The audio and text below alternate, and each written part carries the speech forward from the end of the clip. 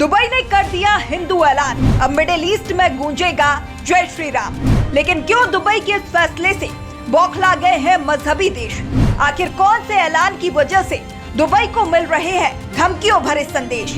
आखिर किस देश को लग गई है मिर्ची भारत और दुबई की दोस्ती को देख? क्या दुबई मुल्ला मौलवियों और मजहबी कट्टरों को देश से अब देगा फेंक?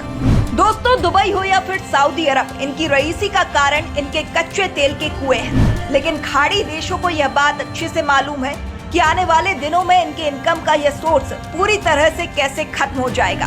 इसी वजह से दुबई हो या फिर सऊदी अरब, दोनों ही देश अपने देश में टूरिज्म को बढ़ावा दे रहे हैं। वहीं पूरी दुनिया में इन्वेस्टमेंट कर अपनी कमाई का जरिया बनाने में लगे हुए हैं। अब फिर चाहे वह गोल्ड बिजनेस हो या फिर रियल एस्टेट बिजनेस हो, ऐसे में व्यापारिक मुद्दों की बात आती है तो भारत और चीन टॉप 1 की लिस्ट में आते हैं, क्योंकि यहाँ की जनसंख्या और क्षेत्रफल पूरे विश्व में सबसे ज्यादा है।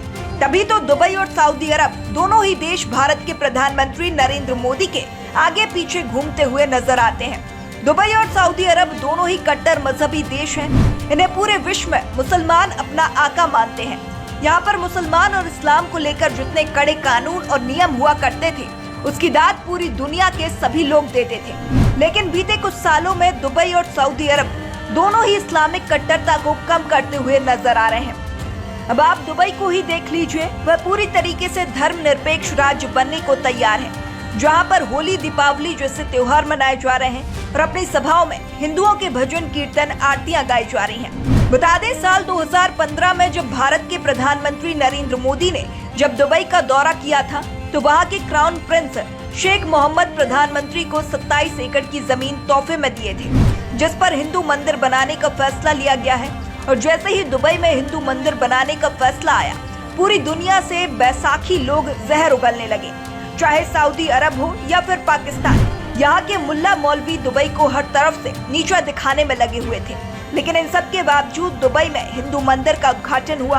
और इतना ही नहीं, दुबई ने अपनी राजधानी अबू धाबी में एक श्री राम का मंदिर बनाने का फैसला भी लिया। जैसे ही फरवरी 2024 में श्री राम के मंदिर के उद्घाटन की चर्चा आई, दुनिया भर के कट्टरपंथी बौखला उठे। लेकिन इसके अलावा दुबई ने कश्मीर के विकास में भी भारत की आर्थिक सहायता की थी। साथ ही भारत का यूपीआई इस्तेमाल करने वाला पहला देश भी बन रहा है। दुबई में प्रधानमंत्री नरेंद्र मोदी का अपने देश में जोरदार स्वागत हो रहा है। उन्हें फ्रेंडशिप डे पर बैंड पहनाया जा रहा है। रुपए में कारोबार करने के लिए कागजों पर दस्तखत हो रहे हैं। कहीं न कहीं यही बात सऊदी अरब को खटक रही है, क्योंकि सऊदी अरब और दुबई लगातार कंपटीशन में रहते हैं। कोई बुर्ज खलीफा बनाता है तो कोई आर्टिफिशियल आइलैंड। लेकिन दुबई और भारत की बढ़ती हुई नजदीकियां और दुबई की हिंदूवादी सोच के चलते सऊदी अरब अब अपना आपा खोता हुआ नजर आ रहा है। यही वजह है कि वह लगातार दुबई को ज्ञान देता हुआ भी नजर आ रहा है। अब देखना यह होगा कि इसके बाद दुबई का अगला कदम क्या होता है।